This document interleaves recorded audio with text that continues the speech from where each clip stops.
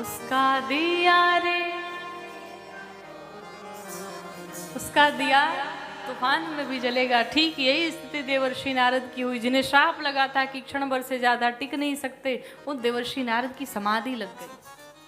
और जैसे ही समाधि लगी, चारों तरफ हाहाकार मच गया। इंद्रदेव सबसे पहले परेशान हो गए। क्यों परेशान हुए? कहीं हमारी कुर्सी छिन न जाए। सबको कुर्सी की चिंता होती है,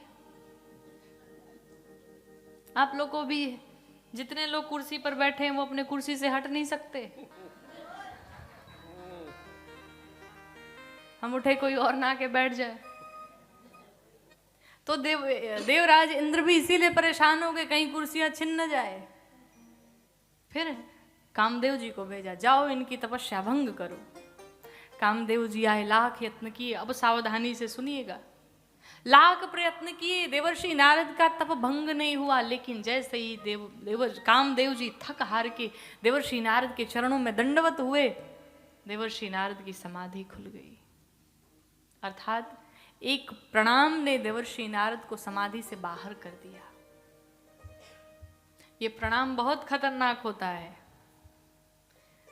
कोई भी व्यक्ति हो, अगर समाज में वो जाए और दो चार लोग नमस्ते प्रणाम करने लगे तो तुरंत मन में आता है, लग रहा है हम भी कुछ हो गए हैं, अब हम भी कुछ बन गए हैं, तो हमको भी लोग नमस्ते प्रणाम कर रहे हैं। और जैसे ये बात मन में आती है, ये विचार मन में आता है, व्यक्ति के भीतर अहंकार आ जाता है और सब समाप्त हो जाता है। तो जिसे आगे बढ़ना हो वो प्रणाम से बच के रहे। एक लोग प्रणाम करें या 1000 लोग प्रणाम करें, आप तो बस वही बने रहिए जैसे पहले थे। और अगर वही बने रहे तो जीवन में आपको आगे बढ़ने से कोई रोक नहीं सकता। देवर्षि नारद को अभी तक किसी ने प्रणाम, अभी तक समाधि से बाहर नहीं आए, लेकिन जैसे ही प्रणाम किया कामदेव जी ने, समाधि से बाहर आ गए। और जैसे बाहर आए, देखा चरणों में कामदेव जी पड़े हुए हैं, उठाया, क्षमा किया और कामदेव जी को विदा किया। लेकिन जैसे विदा किया, मन में विचार आया, अरे हमने तो काम को जीत लिया, हमने तो क्रोध को जीत लिया। कोई ऐसा जीव है जो काम को जीत ले? लेकिन मैंने जीत लिया। और यही कामदेव थे, बाबा के पास पहुंचे, शंकर जी के पास, तो जला के भस्म कर डाला। यानी हम उनसे भी बड़े हो गए। चल के पहले उन्हीं को बताया जाए। पहुंचे बाबा के पास, जाकर के जैसे ही पहुंचे, प्रणाम किया। बाबा ने पूछा, कहाँ थे? बड़े दिनों बाद दर्शन हुए। देवर्षि नारद ने कहा, सरकार आपकी कृपा से हमने काम को परास्त कर दिया, हमने काम को जीत लिया। भगवान शंकर मन ही मन मुस्कुराने लगे। जो देवर्षि नारद आते थे तो राम की कथा सुनाते थे, आज आए हैं काम की कथा सुना रहे। क्या होगा इनका? कहा, आपको एक सलाह दूं? कहिए। कहा, जो बात आपने हमसे बताई ये भगवान नारायण से न कहिएगा। देवर्षि नारद को लगा कि हमसे जल रहे हैं, ये चाहते नहीं कि लोग हमारे बारे में जाने, हम तो बताएंगे। और अक्सर यही होता है, किसी को अगर कोई चीज बताने के लिए मना कर दो तो लोग और बताते हैं। ये प्रवृत्ति है। देवर्षि नारद पहुंचे भगवान नारायण के पास और यहाँ दर्शन करिए। जैसे देवर्षि नारद भगवान नारायण के पास पहुंचे, भगवान नारायण स्वयं उठ करके आए और देवर्षि नारद को प्रणाम किया। जब देवर्षि नारद ने देखा कि जगत के पिता, जगत के स्वामी नारायण हमें प्रणाम कर रहे हैं, देवर्षि नारद सोचने लगे, अब बात तो सही है भाई, हमने भी काम को परास्त किया है, क्रोध को जीत लिया है, तो लेवल में तो आ ही गए हैं हम, तो सही है, ठीक है, प्रणाम कर रहे हैं, अच्छी बात है।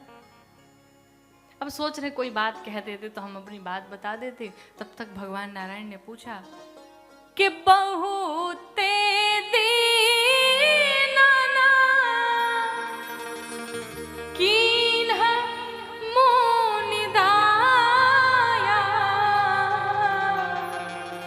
बड़े दिनों बाद आपने कृपा की, कहाँ थे आप? बस मिल गया।